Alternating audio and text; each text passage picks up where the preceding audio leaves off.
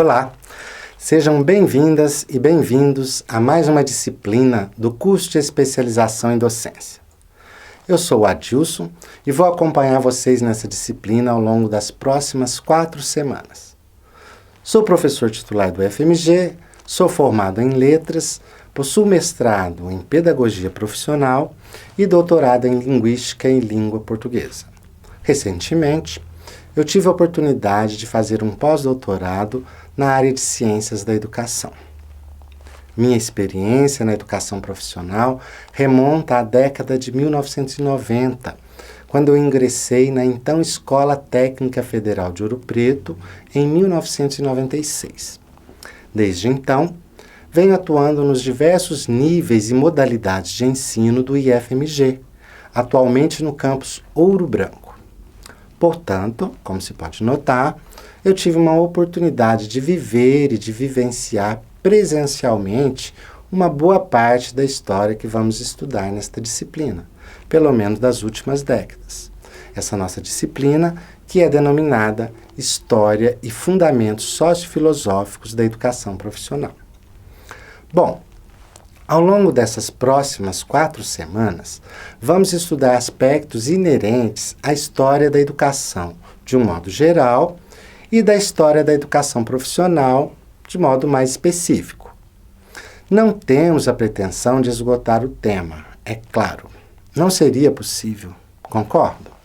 Ainda mais com o curto tempo que temos para os nossos estudos.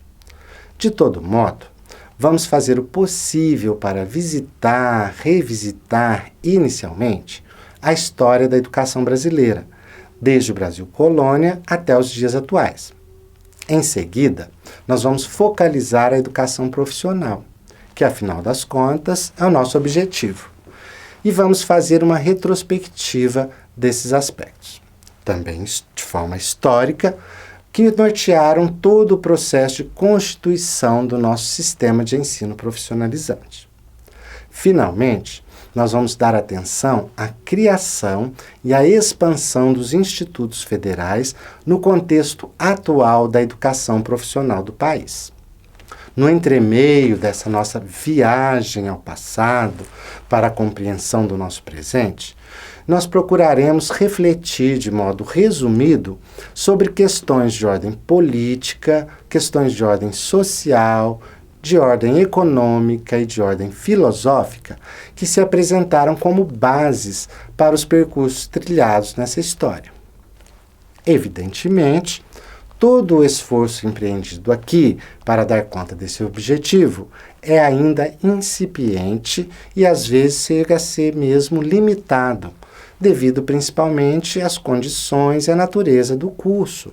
Por isso é muito importante que vocês façam as leituras complementares indicadas, assistam aos vídeos sugeridos, participem dos fóruns de discussão e, além disso, algo muito importante, procurem outras fontes, outros estudos, outras abordagens para enriquecer as reflexões que eu vou propor aqui.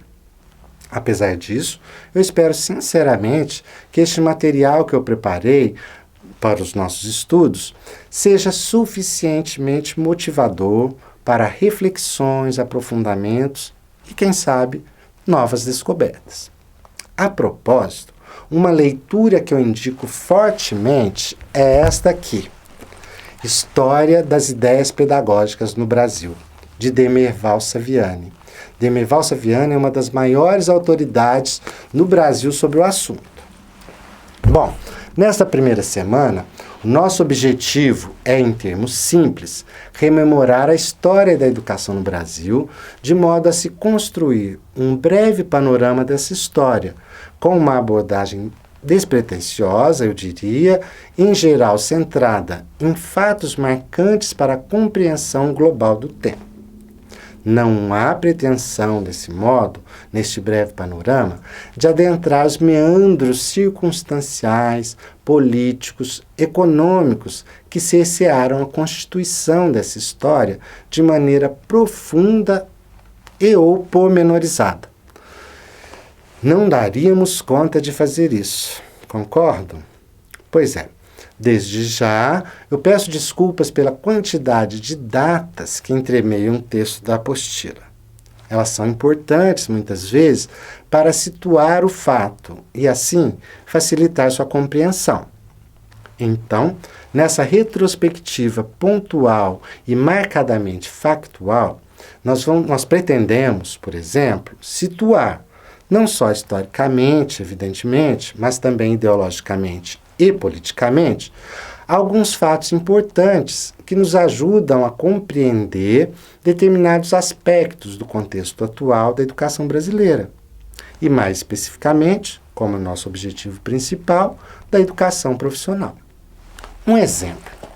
Por que alguns grupos chegam a pensar na possibilidade de substituição do patrono da educação brasileira, no lugar do educador Paulo Freire, o padre José de Anchieta? O que está por trás disso e que efeitos podem ser desencadeados? Que ideais de educação estão aí implicados? Enfim, essas e outras perguntas podem e devem ser feitas ao longo dos nossos estudos, de modo a refinar as reflexões que eu pretendo propor a partir das retomadas históricas, sociais e filosóficas que serão apresentadas. Por isso, é muito importante, eu repito, que outras fontes de estudo sejam buscadas, de modo a possibilitar que diferentes abordagens possam ser contempladas e também confrontadas.